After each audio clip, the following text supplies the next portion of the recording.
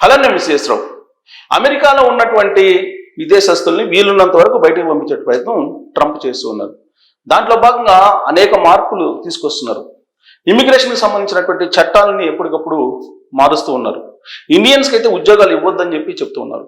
ఇప్పుడు తాజాగా H1 కానీ అలాగే F1 కానీ ఇతర వీసాల వర్క్ పర్మిట్లకు సంబంధించి ప్రీమియం ఛార్జీలు పెంచారు. ఎంత పెంచారు ప్రీమియం ఛార్జీలు అని అంటే గతం కంటే కూడా ఎక్కువగానే పెంచారు. ఎంత పెంచారనేది చూద్దాం. ఈ ఛార్జీలు భారమే ఒక రకంగా చెప్పాలంటే ఇప్పుడున్న పరిస్థితులు. ఎందుకంటే ద్రవ్యోల్బణం అదుపులో లేదు అమెరికాలో. అక్కడ వచ్చేటువంటి జీతంతో ఇంతకు ముందులాగా ఫ్రీగా జీవితాన్ని గడిపే పరిస్థితి కూడా లేదు. ఇక్కడ పెంచిన దాని ప్రకారం H1Bకి వచ్చేసి ఇంతకుముందు ప్రీమియం ప్రాసెసింగ్ ఫీజు ఎంత ఉండేదంటే మన ఇండియన్ రూపీస్లో 2.3 లక్షలు అంటే 2,53,000 ఉండేది. ఇప్పుడు ఎంత పెంచారంటే అది $2,965 అదనంగా పెంచారు. అదనంగా పెంచితే 2,67,000 అయింది. ఇది డాలర్లో చూస్తే కనుక ఇంతకుముందు ఇది $2,805 ఉండేది డాలర్లు. ఇప్పుడు $2,965 అయింది. సో ఇది H1B సంబంధించినటువంటి ఫీజులు పెంచి H1 కానీ L1 కానీ లేదా O1 కానీ ఈ ఫీజులకి. తర్వాత ఎంప్లాయ్మెంట్ ఆధారిత గ్రీన్ కార్డ్ అప్లికేషన్లకి దీనికి అంటే F1 I-140కి ఇక్కడ ఆప్షనల్ ప్రాక్టికల్ ట్రైనింగ్ ఓపీటీకి కానీ లేదా స్టెమ్ ఓపీటీ అంటే మనం స్టెమ్ కోర్సులకు వెళ్తాం కదా అక్కడికి అలా స్టెమ్ ఓపీటీకి కానీ ఎంత పెంచారు? స్టెమ్ ఓపీటీ దరఖాస్తులకు ఫీజు వీటికి ఫీజు వచ్చేసి గతంలో $1,685 ఉండేది. ఇప్పుడు ఎంత పెంచారు?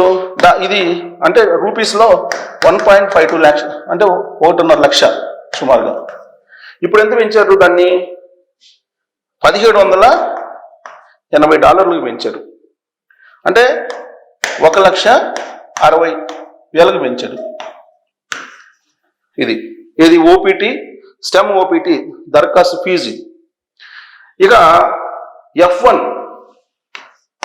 F1కి అలాగే J1కి స్టూడెంట్స్ వీసాకి ఈ విద్యార్థులకు దరఖాస్తు ఫీజు ఇంతకుముందు $1,965 ఉండేది. అంటే మన ఇండియన్ కరెన్సీలో 1,77,000 ఉండేది.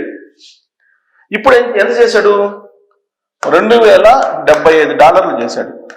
ఇండియన్ కరెన్సీలో 1,87,000. ఇది పెంచినటువంటి ఛార్జీలు. సో H1B ప్రోగ్రాంలో ఎక్కువ మంది మనకి ఎవరున్నారు? ఇండియన్స్ ఉన్నారు. యాక్చువల్గా అమెరికాలో ఉండే H1B వీసాలు 80% మన వాళ్ళే ఉన్నారు. సో ఇప్పుడు ఫీజులు పెంచేశారు. అన్ని వీసాలకు పెంచారు. H1Bకి పెంచారు, F1కి పెంచారు, J1కి పెంచారు, ఓపీటీ ఫీజులు పెంచారు, అన్ని రకాలుగా ఫీజులు పెంచేశారు. ఇటీవల కాలంలో విదేశస్తులు ఎవరైనా సరే H1 వేసుకోవాలంటే దరఖాస్తు చేయాలంటే అమెరికాలో లేనటువంటి వాడు అమెరికా ఏతర దేశం నుంచి H1 వేసుకోవాలంటే $1,00,000 పే చేయాలని చెప్పేసి ఆయన కండిషన్ పెట్టారు. ఇలా రకరకాల కండిషన్స్ పెడుతూ ఉన్నారు. ఇదంతా ఒక ఎత్తు అయితే ఇప్పుడు తాజాగా కంపెనీలు ఇప్పుడు పనిచేస్తున్నటువంటి వాళ్ళు అమెరికాలో ఉండి మన వాళ్ళు లేదంటే విదేశస్తులు ఎవరైనా సరే పనిచేస్తున్నటువంటి వాళ్ళకి మీల్స్ వస్తున్నాయి ఎవ్రీ డే. ఏం మీల్స్ అని అంటే మీరు ఎమర్జెన్సీ అయితే తప్ప మీ దేశానికి వెళ్ళొద్దు. ఒకవేళ వెళితే ఇమిగ్రేషన్ ప్రాబ్లమ్స్ ఉంటాయి కాబట్టి మీరు దేశం విడిచి వెళ్ళొద్దు, అమెరికా విడిచి వెళ్ళొద్దు అని చెప్పి చెప్తున్నారు. ఒకవేళ వెళ్ళాల్సి వస్తే మళ్ళా తిరిగి వస్తాము అని చెప్పి ఏర్పాట్లు చేసుకోకుండా అక్కడే ఉండిపోయేలాగా మీరు మానసికంగా సిద్ధపడి మీరు వెళ్ళండి అని చెప్పి మెయిల్స్ వస్తున్నాయి. దీనికి కారణం ఏంటంటే పెద్ద పెద్ద కంపెనీలు, ఈవెన్ అమెరికా బేస్డ్ కంపెనీలు కూడా, మల్టీనేషనల్ కంపెనీలు, మైక్రోసాఫ్ట్ లాంటి కంపెనీలు కూడా, గూగుల్ లాంటి కంపెనీలు కూడా మెయిల్స్ పంపిస్తూ ఉన్నాయి. మీరు మీ దేశాలకు వెళ్ళొద్దు, ఇప్పుడున్నటువంటి పరిస్థితుల్లో మీరు వెళ్తే మళ్ళీ తిరిగి రాలేరు, ఇమ్మిగ్రేషన్ ప్రాబ్లమ్స్ ఉన్నాయి అని చెప్తున్నారు. అమెరికాలో ఉన్నటువంటి వాళ్ళు దేశం దాటి వెళ్ళొద్దు అని చెప్పి కంపెనీలు చెప్తున్నాయి. అంటే ఎలాంటి పరిస్థితి అమెరికాలో ఉందనేది మీరు ఎక్స్పెక్ట్ చేయండి, మీరు ఊహించుకోవచ్చు ఎలాంటి పరిస్థితి ఉంది అమెరికాలో ఉండేటువంటి వాళ్ళది అని. కానీ అమెరికా డాలర్స్, అమెరికా ఎడ్యుకేషను, అమెరికాకు వెళ్ళాలనేటువంటి కోరిక చాలా మందికి ఉంటుంది. ఎందుకంటే ఆ దేశానికి వెళ్ళి చదువుకుంటేనే వాల్యూ అనేటువంటి ఒక ఒపీనియన్ బాగా జీర్ణించుకోపోయింది నరన ఇండియన్స్లో. అందుకే అక్కడ వెళ్ళి స్థిరపడాలి, అక్కడ వెళ్ళి చదువుకోవాలి, అక్కడ ఉద్యోగం చేయాలి అనేటువంటి ఆలోచన ఉంది. ఇప్పుడైతే ఈ సంవత్సరం తగ్గిపోయారు వెళ్ళటానికి స్టూడెంట్స్. ప్లస్ H1B రెన్యువల్ చేసుకోవాలన్నా కానీ మీకు ఏప్రిల్ తర్వాతనే ఇంటర్వ్యూస్ ఉన్నాయి. ఏప్రిల్ వరకు మీకు అమెరికన్ కాన్సులేట్లో ఇంటర్వ్యూలే లేదు, స్లాట్లు లేవు. దానికి కారణం ఏంటంటే సోషల్ వెట్టింగ్ అనేది చేస్తున్నారు.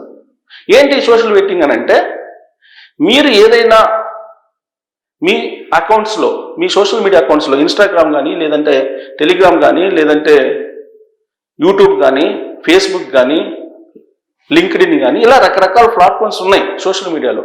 ఈ ప్లాట్ఫామ్స్లో మీరు ఎక్కడైనా సరే అమెరికాకి వ్యతిరేకంగా లేదంటే ట్రంప్కి వ్యతిరేకంగా పోస్టులు పెట్టడమో, లేదంటే కామెంట్లు చేయడమో, వీడియోలు పెట్టడమో మీరు చేస్తున్నారా అనేది ఒకటి. రెండు, పాలస్తీనాకి అనుకూలంగా మీ అభిప్రాయం లేదంటే మీ యాటిట్యూడ్ ఉందా లేదా అనేది మీ సోషల్ మీడియా అకౌంట్స్ని బట్టి చూస్తున్నారు.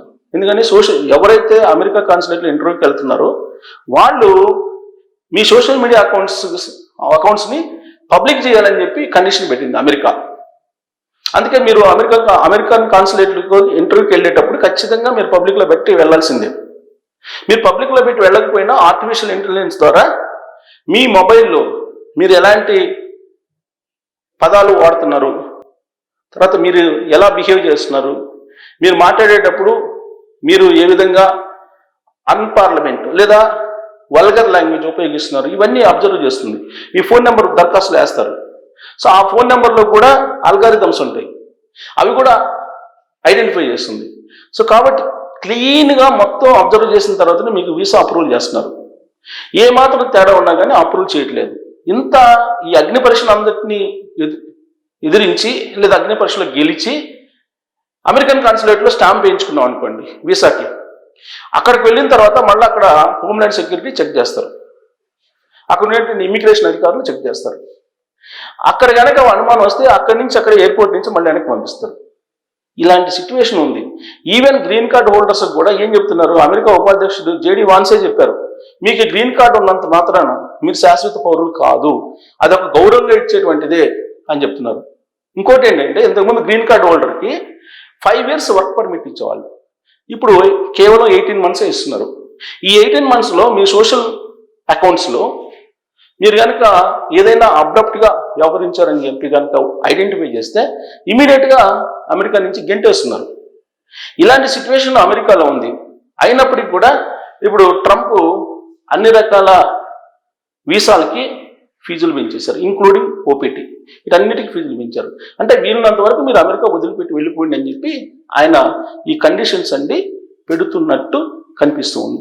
మరి దీని మీద మీ అభిప్రాయం ఏంటని తెలియజేసి థ్యాంక్ యూ.